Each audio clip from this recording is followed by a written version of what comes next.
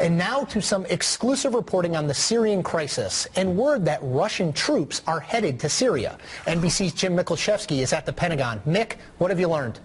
Chris, U.S. officials tell NBC News that a Russian ship carrying Russian military forces is making its way out of the Black Sea and headed to the Russian port city there in Syria, the only deep-water port for Russia outside its own borders.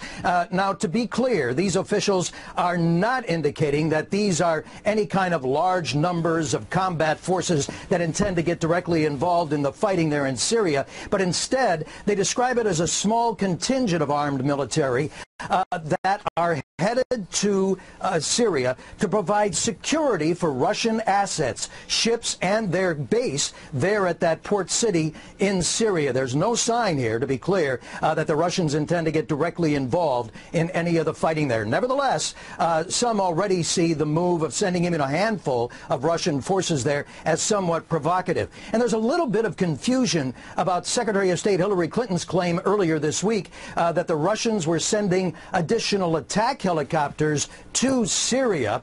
Some claim that that intelligence is still good, but we're also being told this morning that it appears that, as the Russians claim, the Russians are only sending helicopter parts to repair or equip those helicopters that the Syrians already received from the Russians. Nevertheless, officials even see parts contributing to the Syrian war effort there. And just very quickly, even though the Pentagon is looking at all possible contingencies, not planning yet, but looking at all possible contingencies for any kind of military intervention in Syria, a senior Pentagon official here told us today that the White House, President Obama, has not asked for any military plans to intervene in any way in Syria. Chris.